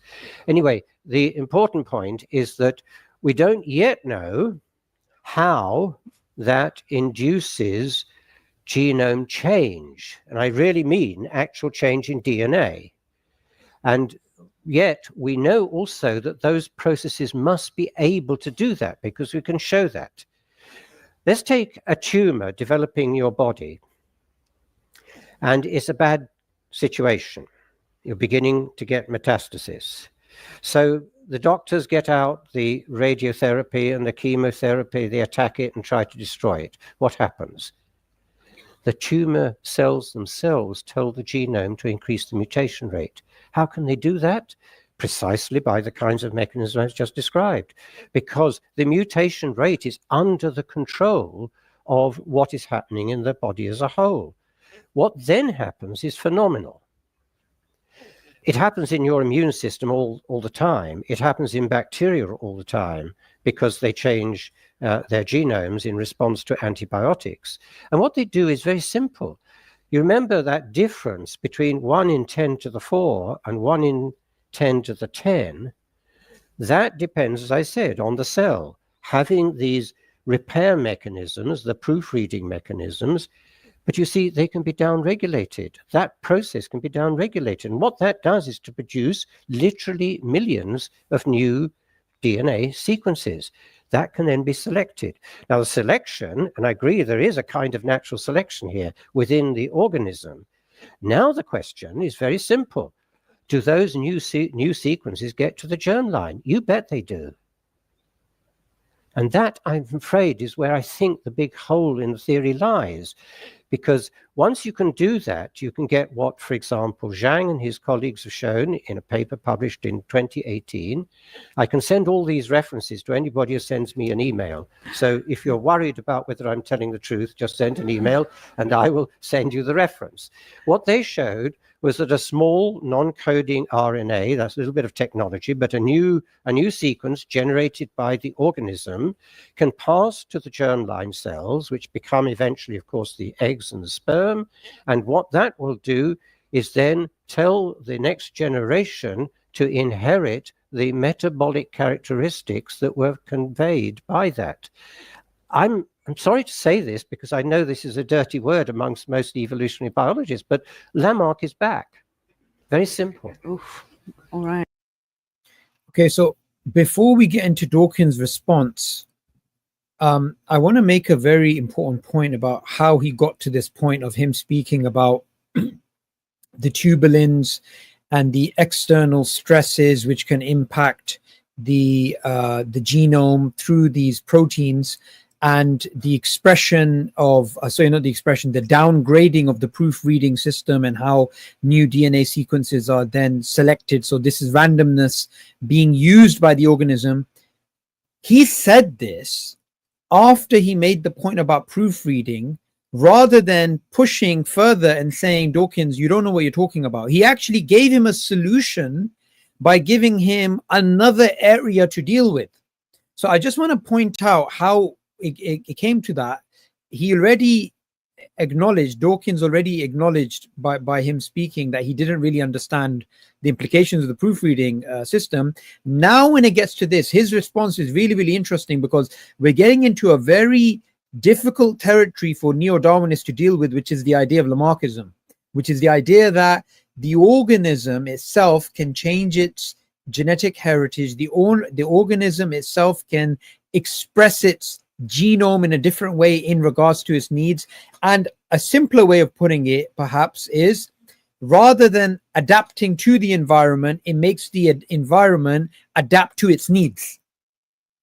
Like, it's absolutely crazy. Like, it literally expresses itself in a different way in order to adapt to a changing environment. What's your thoughts on this? Yeah, you're absolutely right. And there is absolutely nothing wrong with accepting that, because it's not just an assertion. It is well-studied area of science. But the problem is, it's basically the utter discrediting of epigenetics, which is well supported now. So plenty of experiments. Some of the natural experiments, very harsh. I mean, the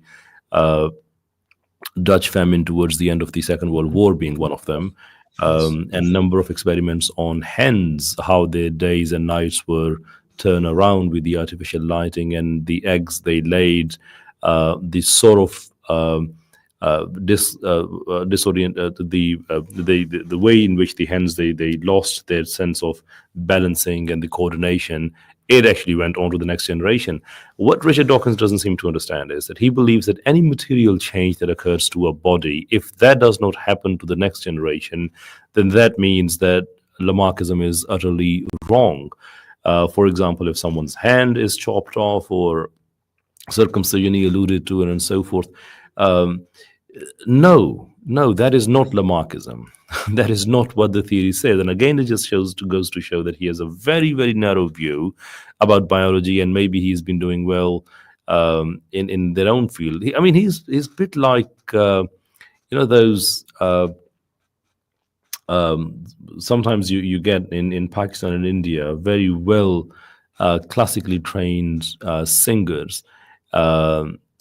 Problem is that as good as they are, they can never go beyond what they were taught. It's always that's their limitation. So Richard Dawkins seems to have hit his limitation, because he can only sing to the ragas that he's been trained on for so many years, and he can't go beyond that. Now, for him, for Dr. Noble to come up with the idea and explaining that, look, there is a cellular structure. So this is where it's a side note. I'll get back to my topic very quickly. That this is where the debates, apparently it looked like more of a lecture to Richard Dawkins, because he was explaining to him, like you would explain to a student, that this is how the molecular machines are working and how the cell operates, the inner world and the processes of the cells. And what does that tell us? What that tells us that there is a mechanism by which you can make a change, and the information through the membranes comes from outside. Now, what is the outside the cell? Well, it's the animal, him or herself. So if they express certain desires, and that has the different expression of genes, which essentially is the topic of epigenetics, that can be transferred to the next generation, because that categorically refutes the idea of widespread barrier. It's not the case that any change that happens at the somatic level will not be transferred to the next generation. It does, it can. Obesity is another example of it. You can see how it is transferred from one generation to another. And then you have a number of other examples you can go by as well. But Richard Dawkins, for him, it's simply good enough to reject it on the basis that if you take a mouse and cut off mouse's tail and then see the next generations of the same mouse, whether they will have their tails or not. If they do have their tails up, everything that the Lamarckism is saying is wrong. Fact of the matter is that is not what Lamarckism is saying. It's not a material change that happens to the actual matter of the body. Now, we are talking about the genetic level change that does occur because of the different expression of the genes, and that then ends up in the germ line, and therefore it can be transferred to the next generation. Not assertion anymore. It is well scientifically supported. the natural events we've talked about, for example, the Dutch famine, and you can go to a number of other areas of life as well, and you can't deny that. Now, why does that happen? That is still a good question, but that is not the question that the modern science should get into, because it ought to explain us the phenomena of it, the phenotype of nature, so to speak, not the underlying causes as to why it happens the way it happens. And I think this is brilliant. And one important point here is that if there is a system of information at the subcellular level that could send the information out, maybe Richard Dawkins can have some kind of argument there.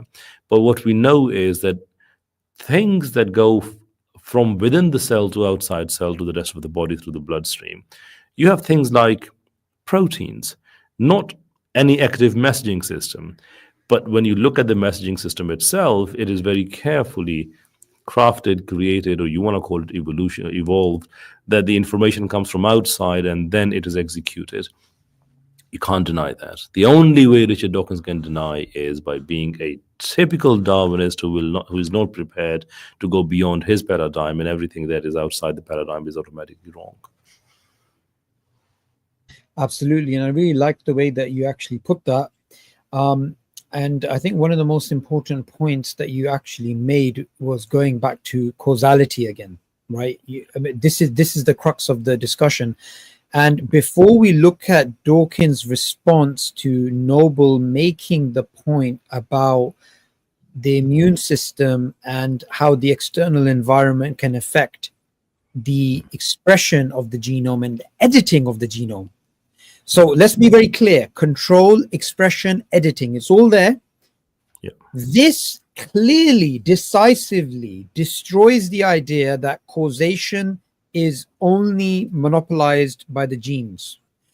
Dawkins, rather than responding to the fact that this totally challenges the selfish gene perspective, the genes created as body and mind, genes are the blueprint for life, genes are the code of life, he automatically tries to bring out issues which are kind of irrelevant to the main point that Noble's making. And we're going to see that in his response right now.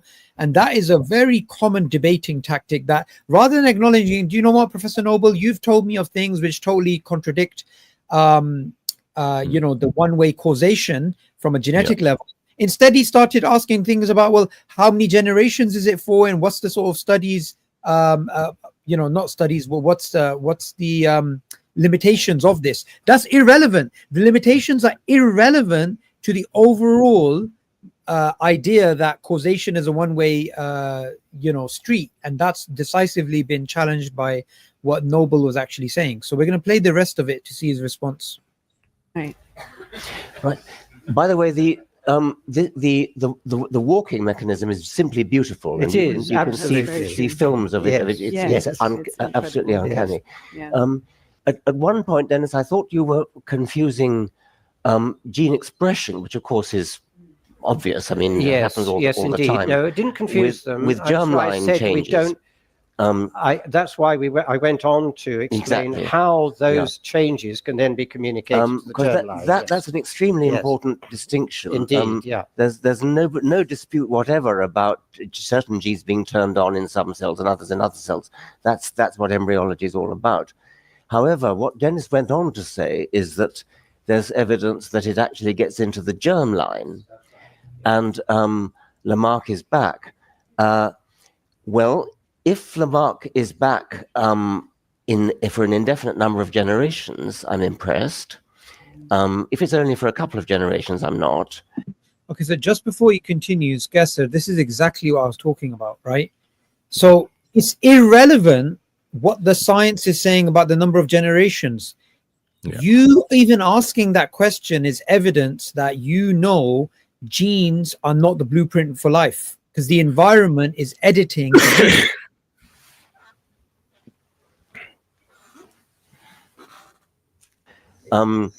But let's suppose that it is for a larger number of generations. If that's true, then I would have to revise what I say to include any change in the germline then now becomes admitted into the charm circle of replicators, and that's fine. Well, it would, yes. I doubt it. But, I know you do. Okay, so here's something really important I want to highlight here. So this is something which Dennis Noble has been criticizing Richard Dawkins for a long time. So in his response, he said, anything which any changes which are inherited, I will then put into the broad category of replicators, meaning anything that is inherited is now part of what he calls genes. Now, the problem is you cannot use two definitions of genes consistently. It's actually incoherent. So Dennis Noble has this excellent book called Understanding Living Systems alongside his brother Raymond Noble. And what they do in this book is that they show Richard Dawkins is inconsistently using two different definitions of genes. So for the selfish gene perspective to make sense, gene has to be a strand of DNA.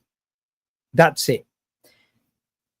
However, the definition that he just pointed out right now is anything that is inherited. These are two different definitions of gene, totally different definitions of gene. You either have to stick to one, and for the selfish gene, you are required to have the idea that a discrete set of DNA is the gene. If you say the genes are anything that is inherited, you cannot say genes are selected and they are a particular strand of DNA. Now, if you want to get into this in a lot more detail, I'm going to point out pages right near the start. So this is, if you like, page 2 all the way. In fact, it just carries on. You can just read the full chapter, right? Which is up to 13. So page 1 to 13 of this excellent book, you can see the title is The Gene Delusion of this particular chapter. He did the same thing, Qaiser, in the debate between Lynn Margulis and Richard Dawkins. And this is what Dennis Noble also pointed out. When Lynn Margulis was making her arguments for symbiogenesis and we inherit much more than the simple genes perspective that Dawkins promotes, he said, well, I will include that into what I define as the gene. And again, what he was basically doing is a sleight of hand, right? It's actually a sleight of hand. It's better for him to actually admit that genes are not the primary level of causation. The transmission of information is not from the DNA to RNA to proteins and to the cell, and then to make tissues, and then to make the organism, and so on and so forth. It's not that way. So you can see there's a lot of these rhetorical games being played. Well, that's essentially what all of them do, and this is very unfortunate. It shouldn't. I mean, science certainly shouldn't work like this, but this is. That's what we see time and again. So essentially what Richard Dawkins is saying is that, look, I am not prepared to let go of my theory, irrespective of how wrong it has now been proven. So what I will do is, if there is any point that I cannot refute and it has a fundamental impact on my theory, I will make a way for it in a way by changing definitions to include into it, but it will be an addition, a little addendum into what I already believe to be true. And again, this is not a science-like behavior. If there is something which fundamentally changes your understanding, well, that's that. I mean, this is how we've shifted from Newtonian physics to Einstein's physics, and that's just one of the examples. Science always works on those uncertainties, and one of the beautiful things about science is that it does have that uncertainty. It is really, really appreciated and celebrated. But here, I mean, I quite often describe Darwinism as a it's sort of a philosophical or metaphysical view which is smuggled as science because it uses certain scientific terms. And this was the great example of it to prove the point. And every time when you see any one of them struggling, that this is sort of mode they go into, oh, but I will add that into this. Why would you do that? I mean, you have to make a case for for why you were right. And if you can't, be the scientist. And you've mentioned another debate. Allow me to mention another conversation. It wasn't a debate, and I think that perfectly speaks to the mindset of Richard Dawkins. I think he was talking to Brian Greene when Brian asked him, I don't believe in God, but sometimes I think, and things like that. But then he went on to ask Richard Dawkins, what if God exists? And Richard Dawkins' answer was that, well, if God exists in a way that undermines our scientific enterprise, then we won't accept him. I mean, this is essentially what the message was. Wording might go here and there, but this is exactly what he was saying. Now, the problem now with that statement is that if God exists, then it is an absolutely true that God exists. It's an absolute truth that God exists.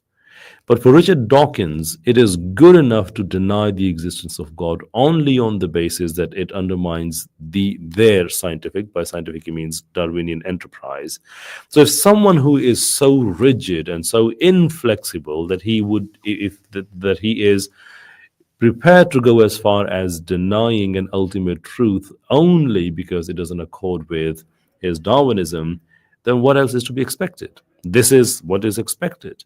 That when you are categorically refuted in your arguments and your answer is, okay, I will include that into mine because mine is far too precious. It's above science, it's above criticism, it's above scientific behavior, it doesn't have the scientific temperament, it is what it is, and you take it or leave it. By the way, if you left it, you are a regressive, hate-monger, anti-science, a Stone Age dweller. That's Richard Dawkins for you, in a nutshell. I like the way you put that, because once you understand how his mind works, then all of the words that he's speaking are now contextualized. You can see the lens, the paradigm that he uses to look at the world. Now we're going to go right to the last part of the discussion, and then we'll end the stream there, because I think the last part was the most decisive in terms of the interaction that they had. Cells, other genes are turned on, muscle cells, other genes are turned on. Those are epigenetic effects. Now, there is some evidence that those epigenetic changes can be inherited into the next generation and possibly the grandchild generation. That's not a proper gene pool change. Yeah, I think Richard is right on that. But what we would need to do is to look at the effects after billions of years. And that's exactly what the Human Genome Project did in its Nature paper of 2001. Remember, I referred to figure 42 of that paper. You see there the evidence that those genomes were changed by moving great chunks around in the genome. Not time, I guess, to go through the detail of that, yeah, but unfortunately that's fairly clear evidence that it must have happened during evolutionary timescale. Fascinating. It's obviously also important to say that increasingly with modern technologies, people are starting to look at sort of the genomes of other humanoid species and looking into the past to sort of get more information on perhaps what our more recent ancestors look like. And it might be quite interesting to sort of see whether or not that those pieces of data can add to this conversation in due course. What bothers me is Dennis is saying Lamarck is back, because in order for Lamarck to be back, it seems to me we would need to have something more like the blacksmith's arms effect, where an adaptation, and I mean, there's plenty of adaptations that happen in lifetime. Your muscles develop when you use them. It would be wonderful, maybe on some other planet. It happens that when your muscles develop, when you get a suntan, when you all sorts of adaptive changes like that get inherited, and that's what Lamarck was suggesting. And I think to say that Lamarck is back is going to give a misleading impression, because people will think you're saying that something like the giraffe effect, the blacksmith's arms effect. I think be very precise, it is that the inheritance of use and disuse is now evident. That's the way I would put it. Well, yes. Is it? I mean, you're not going to go out and say that adaptation as we see it in the field, as animals develop camouflage, as animals develop stronger bones as they use them, stronger muscles as they use them. That would be a proper Lamarckian effect. That would be a real adaptive change as a consequence and we of know use and that disuse. When we know that the RNAs that communicate all of that can be transmitted to the germline. Oh my gosh. So we've got part of the evidence that obviously, I mean, what I would want to say on this is open field for experimentation in the future. That's what we need. We need to be open to those possibilities. On that delightful note. Okay, so I want to contextualize the end of this debate and then get your thoughts on it, Qaiser bhai. So what we have is we have a area of hot scientific research, which is, can we inherit changes, functional changes, adaptive changes during an organism's life cycle to the next generation, and how long does it last? Now, like you rightly pointed out, and I love the example that you gave, which wasn't done in a lab, which was the World War II example of the Netherlands and the starvation effects. In fact, famous celebrities like forgotten her name, some Audrey Hepburn, whatever her name was, she was one of those that was under Nazi starvation during the siege, and that affected obviously her. And what we find is that the women that were pregnant during those periods, their children were affected in terms of stress, in terms of metabolism. So we have part of the evidence for there being the inheritance of acquired characteristics. We have part of the evidence, but that's not the significant point. The significant point is actually we have evidence over billions of years, which is the 2001 study, that the genome has been reorganized. So we already know it's happened. That's done. Now the point is, how is it happening? How frequently is it happening? What are the causes of it happening? But the very fact that natural selection plus random mutations did not lead to biological diversity as we see it today, the cause could not have been the one way random mutations being selected. It clearly was the genome being reorganized, which is why Dennis Noble kept going back to the Human Genome Project's 2001 study and the figure 42. He kept doing that because that study includes mice, it includes organisms as large as human beings. So let's be very, very clear. Dennis Noble decisively gave the evidence over billions of years from the studies we have. What they were going on back and forth about is the current studies about epigenetics and the use and disuse and whether those things are actually inherited. But that, either way you look at it, even if those studies did not exist, we have the 2001 study, and that decisively shows genes created as mind and body is false.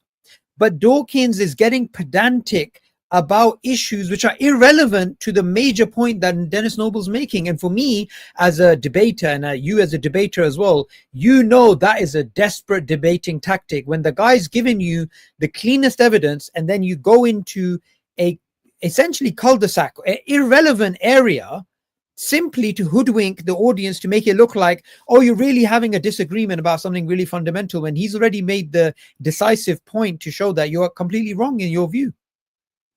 Well, absolutely. And that has been the central theme of this debate. It clearly looked that they are not on the same wavelength. Dr. Noble was far more technical. He was well equipped with the research papers and the evidences he was providing, whereas Richard Dawkins, it was almost like, take any video of him, say 4 years ago, 5 years ago, whenever he talked about biology, it was the regurgitation of the same thing. And what is really disappointing is that he, from the integrity of the knowledge viewpoint, that when it came to Dr. Noble, it's very clear that he knew exactly what he was disagreeing with. You can't say the same for Richard Dawkins. He didn't even know what he was disagreeing with. He couldn't even understand the systems he was referring to. And he has kept on referring to the good old ideas that, belong somewhere from 1940s to 1960s, that including the modern synthesis and including the central dogma and its development as a theory and so forth. And this was disappointing. And there's something he said very was I couldn't. Maybe I got it wrong.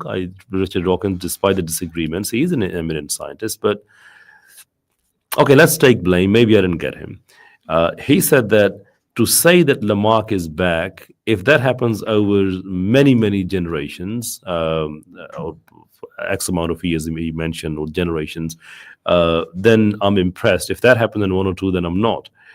Well, if that happens over billions of years ago, or over many successive generations, that is not Lamarck. That you can't say Lamarck is back and there you go, he's doing exactly what we are saying. You disagree with him because he believes that the acquired characteristics can be inherited to the very next generation. And if you extend that over to billions of years, then this is your theory, not his. And I think somewhere in the debate, Dr. Noble said something, a great wit, brilliant. He said Darwin was a Lamarckian and I'm a great Darwinist, which is essentially true. Because if we remain within the realm of the science and biology and evolution in particular, then obviously we go with the data and we see what changes have occurred.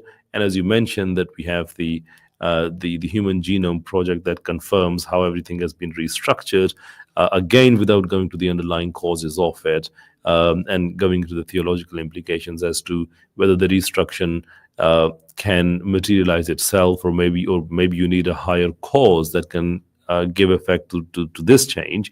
Without going into any of that, do we know, scientifically speaking, that the reconstruction happened? And the answer is yes. Well, if the answer is yes, there goes your billions of years argument out of window, because that's exactly what you said and it's been proven wrong. So what do you need exactly at this stage to say, I don't know, I'm talking about something which is so dated, I can't support it scientifically anymore, it's not a tenable position to hold, therefore I'm going to do what any good scientist does, I'm going to move on, and I want to stay current with the scientific developments. That is all what he has to do. But it seems very difficult, and it probably is difficult because your routine, or your good friend who's come to your show more than once, Michael Ruse, that the damn thing is a religion. I mean, that's the only way you can explain it. If you were thinking like a scientist who would be driven by the evidence, then yeah, you would move on. You won't. That's a religion. Yeah. And one last thing I just want to add to what you're saying is when it came down to Noble saying, well, I'm a Darwinian, and Dawkins saying, well, you're 6th edition Darwinian from the perspective that later on in life he did that.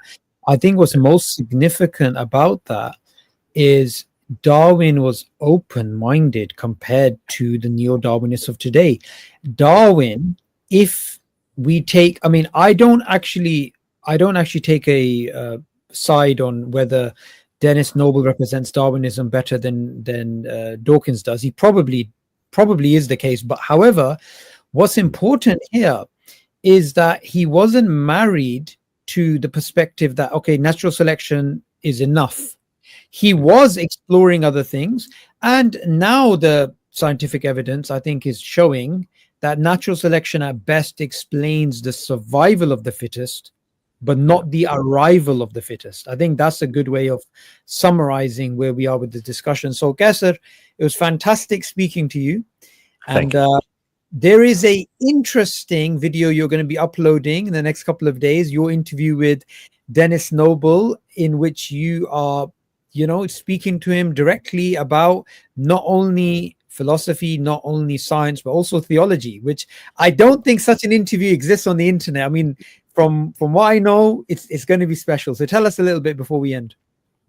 Well, it was a very kind experience for me, because I wanted to speak to Dr. Noble because the way in which he makes sense and he's open to ideas. But honestly speaking, I didn't expect that we would go as far as bringing God into it. And he mentioned some of the things from his book that are extraordinary, that how open he actually is.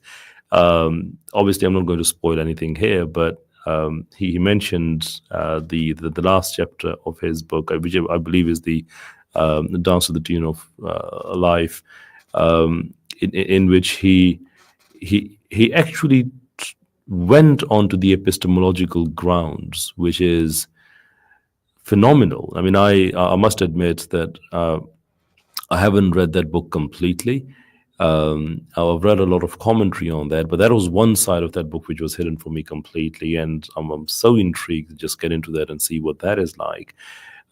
Is open, and I actually, mentioned some of the things there. For example, I mentioned that we know that you and the other colleagues at the Third Wave Evolution, you dissuade people like me from taking your stuff, and whilst refuting Darwinism, but also using the same stuff for creationism. But we do it anyway. And then he laughed and he said, yeah, you can use it for whatever. So even though I know that their official positions are much different, but he's a very open, very humble man, and it was very refreshing. Like I said earlier, that it was a very long time ago since I've had a conversation with a Darwinist who was so open and humble, and he was more than happy to entertain other ideas. Because most evolutionists are Darwinists, and that particular sect of evolution is very, very. I mean, they're a bit like Mu'tazilites. I'm not sure if that is something we can cut into. I mean, they're intellectuals, but they're extremists. They are the same thing here. The Darwinists are intellectuals, but they're also intellectually extremists. Yeah, what I like to do in terms of discussing these particular groups, I like to make very clear categories. So when I refer to Darwinists, I'm referring to neo-Darwinists. When I'm referring to Darwin's own view, which was Lamarckian, right? And I think, then it's better to not call that Darwinism. The reason why is because the founders of Darwinism, people like Alfred Russel Wallace and Weizmann and others who made natural selection, singled it out as the main process, they were not people that Darwin would have agreed with. And I think Darwin as a person would have, like Dennis Noble said, celebrated the extracellular vesicles which were discovered. He would have celebrated, the very clean idea of genome reorganization, the very clean idea and powerful idea of natural genetic engineering. These things would have been welcomed by him. And also, I had Perry Marshall on my live podcast some time back, and he's obviously a very important person in terms of the current work, in terms of cancer and evolution. And he said, for evolution, Barbara McClintock is more important than Darwin. And I was so happy he said that, because as soon as we think of evolution, we think of we think of Darwin, when now we can say Darwin helped with one particular process, but Barbara McClintock and Lamarck were probably more important. And it's about time that we say that, and that comes with its theistic implications, which maybe we can explore in another live stream. But thank you so much, Qaiser, for coming on the live. And for anybody watching, please go and check out his YouTube channel. And I'm definitely looking forward to your conversation with Noble, and going to enjoy that one, inshallah. Well, thank you. You've been very, very kind for inviting me. Thank you, Sabur. Okay, it's lovely speaking to you. Assalamu alaikum wa rahmatullahi wa barakatuh.